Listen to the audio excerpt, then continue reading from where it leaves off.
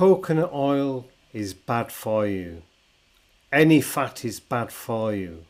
According to our governments, they're still bleating on about saturated fats and how it can harm you and all the rest of it, and the figures just do not show this is the case. But then again, do governments really lie to us? Keep watching to find out more.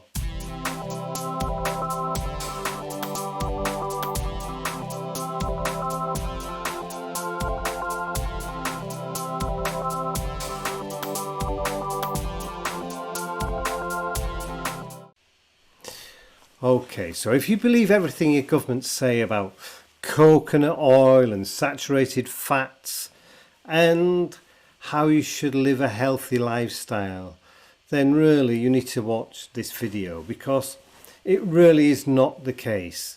It's you see, coconut oil and its uses for weight loss on keto really demonstrates this in a lot of ways. But why is it so good? You see, okay, the ketogenic diet is probably the most popular, hyped diet of the day. It consists of eating a low carb, medium protein and high fat diet. So then we need to look at where can we get our good fat from. And a side issue, is fat actually the villain in our standard diet anyway? I say more on this a bit later, but for now, let's look at the coconut oil on a ketogenic diet. You see, the coconut oil improves and speeds up the production of ketones in our bodies. This is important as a ketogenic diet, we use the ketones for our energy. That is instead of the glycogen stores when we're on a bloating, carbohydrate-rich diet that spikes our insulin, the fat hormone. So, ketosis and coconut oil. Now, on a keto diet, when you eat the right foods, it then makes your body function differently by going into ketosis, a ketosis state. If we then add some coconut oil into our diets, the ketone production, the speed of it can actually be increased. The reason coconut oil helps to speed up the process is bypassing the gut and going straight to the liver for ketones production. Now, the oil that does this in the coconut oil is called medium chain triglycerides, MCT for short and easier to say. Now, it is not all this. In fact, only 15% of coconut oil is MCT. So in reality, it is not a true MCT. It is derived by taking away all the other fats. So it's not actually a naturally occurring fat at all when you buy an MCT. It's something that's produced. No, taken away from coconut oil, and it's the bit that's left. Coconut oil also contains other fats, such as 50% lauric acid, which is great for you in suppressing ghrelin, the hormone ghrelin, which is the hunger hormone. It's also important not to produce this, and why most calorie controlled diets, they don't just work. Your body's production of ghrelin goes into overdrive when you're on a carbohydrate insulin spiking diet. It just makes you feel hungrier and hungrier until eventually you will give in. I've done a video just on ghrelin, how it works and why it's so important to actually control this hunger, because that really is an important thing when you're on a diet. If you feel hungry for long enough, eventually you'll give in to those demons and start eating all sorts of rubbish. Okay, now going back to the makeup of coconut oil, as I say, it's actually 86% saturated fats. Now, the media and all the hype and everything, all the crap that's talked about, it will make people think, shock, horror, the keto diet must be horrendous, it must be so unhealthy for you. It's the complete opposite, but we need to look at the MCT oil. MCT oil itself is 100% saturated fat, because all it is derived from coconut oils. It's the the actual MCT that's taken away from it, with all the other stuff not there anymore. Now, the problem we have is most, through media misinformation, say that saturated fat is the enemy. It is not. If you look at numerous studies, there's enough evidence to show that saturated fat is not the problem at all. Now, if you look back, the epidemic and rise in obesity and the type 2 diabetes started to happen in the USA when in the 1980s, there's two reasons really. The 1980s, there was the introduction of the high fructose corn syrup. It was put into our foods to make us feel as though this was lovely and wonderful, and it appealed to our taste buds. And then the government, the USA government, actually issued some health guidelines saying that at least 60% of our diet should be from carbs and a maximum 10% from saturated fats, with no more than 10% from additional sugars. This is additional to the rest of the sugar-rich processed food that, well, the whole of the world just about eats now, doesn't it?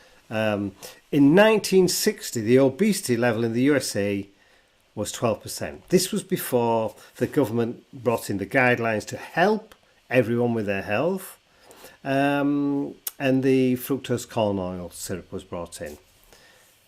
From that moment, or I should say after it had been brought in, the rate started to increase. Now the rate today on obesity is just not gone up a little bit from 12%. It's now 40% are obese, more than 40% in the USA.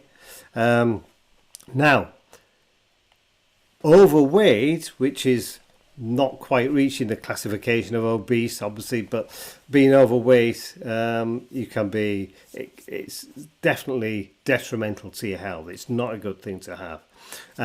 If you add that with the obesity, over 70% of adults over the age of 20 in the USA are overweight.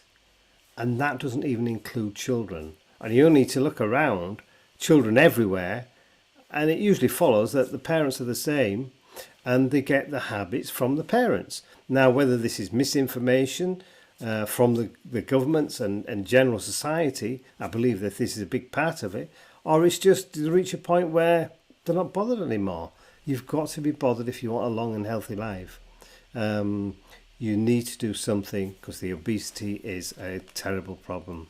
Now, the guidelines given by the government in the USA is you should avoid saturated fat and red and processed meat. Processed meat, fair enough. You shouldn't have processed meat. But they then go on to say to focus on carbohydrates to optimize your health. Absolute nonsense. So why is it still said? Where is the incentive to promote this type of living? Carbohydrates bloat, they inflame the body. It is not the true way to live a healthy life. So is coconut the real problem? When you look at the sales of coconut oil compared to sugary drinks, which have a sales volume, sugary drinks, so are these good for us? They're 600 times higher than coconut oil. There's more rubbish said about coconut oil and its bad and detrimental effects than those popular advertised sugary drinks that are all over the place. Now, should this be the real issue to address, or is it based not on health, but really based on a purely financial one? Yes, I wonder. It's not like governments to lie, is it? Okay, so we come to look at some of the other health benefits of coconut oil, which are missed out from the media. There's some terrible programs that are being made out there, and they really just try to scare people because it fits the agenda for a media company, TV company, whatever, to make programs, be scaremongering. It looks good, it makes good TV. But if they've been totally truthful, if you look at all the other benefits of coconut oil, it really is something that shouldn't be overlooked. Because apart from ketosis, of course we have this on a ketogenic diet to help with our weight loss, our fat loss, and to get our bodies burning fat rather than our glycogen stores, which will be depleted because we're no longer having these carbohydrate inflaming products in our body, or at a low level anyway. But it has many incredible health pluses, apart from suppressing our appetite, which is a big thing. It can help with brain function and help those suffering from Alzheimer's, as well as being a preventative measure for Alzheimer's. Now, there's lots of studies that do prove without question that if you can improve blood flow and decrease inflammation to the brain, it can play a tremendous part in the assistance with those who are suffering with Alzheimer's, and the reduction in those who will get the disease. It's a terrible thing. It really needs to. And there are I've put some research down below, but if you also have a look on the channel, I've done one just on Alzheimer's. I think it's important for anybody who knows anybody to have a look at that. Now, it can help those with impaired brain function, whether it's dementia or any other aspect from the brain side. Because we all know in a ketogenic diet that one of the things that does improve, once you've been used to this carbohydrate way and you get the lethargy, you're tired in the afternoons, you're lethargic with your motor functions. When you actually go fully into ketosis and your body's using that fat, it's amazing how the brain functions with more clarity. So it really is important, this on that side for the body and the brain. It's also a bactericidal agent which destroys some of the bad bacteria within us. It can reduce seizures. Anyone that suffers with epilepsy or any of these conditions, they're all connected with the brain. It really is a brain condition. It can have a big effect. Again, look at some of the research papers. It can really help things. Now, it's coming on to more. It's not really a cosmetic thing, but it can boost skin health tremendously. It can make you appear younger. It can do all sorts of things for your skin, improve the collagen and all the rest of it. But yeah, there's lots of information out there and research. I'll find some and I'll put some down there for the skin side. And it's used in a lot of the products actually for skin. The other is, I was off to say for the ladies, no, men are bothered about the skin now, as well as the hair, if they've still got any hair.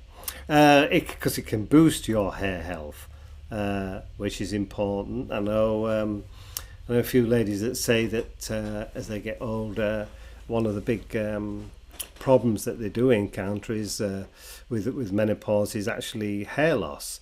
It can have a big part on helping this. I'm not saying we'll take everything away, but it's all part of the issue and helping with hair health. It can boost your oral health, your gum disease, and these type of things, which you wouldn't really think about, but it does. It's an antioxidant. It neutralizes damaging molecules called free radicals. So yes, the purpose is to help your ketogenic diet and losing weight, but it's much more than all of this. It has so many health benefits. No, it isn't a true MCT, but as I've said, MCT is a manufactured oil.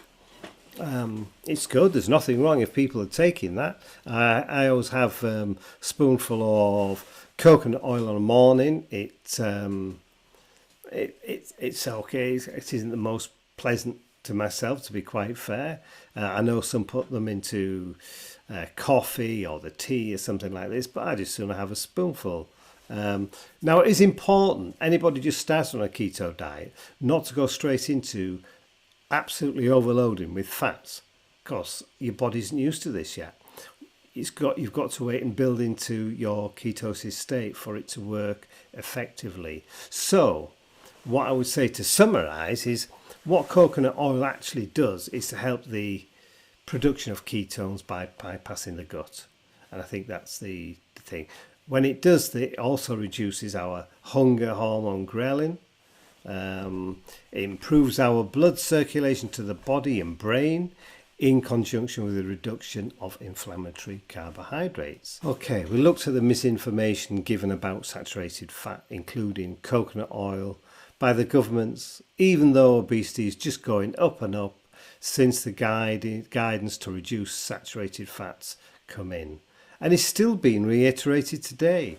Only I saw something, when I was researching, I looked at 2020, the government was still bleating on about this. This is not just the USA government, the British government go on about it. We're always having these programs about it.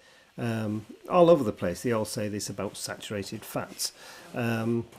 Now, there is a huge list, as I say, we went through, of additional health benefits to having coconut oil.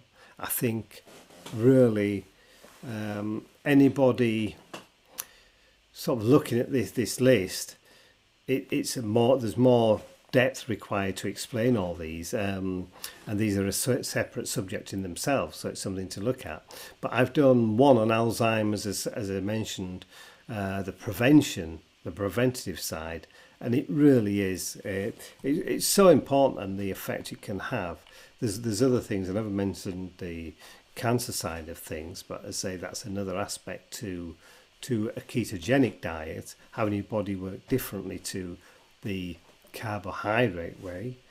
So if anybody knows anybody suffering with these terrible conditions, would like to know more, please have a look certainly at the Alzheimer's video that I did for a ketogenic diet.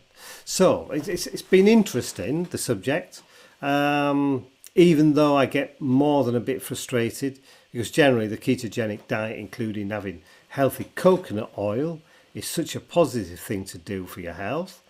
Until the next video, I wish you all good health.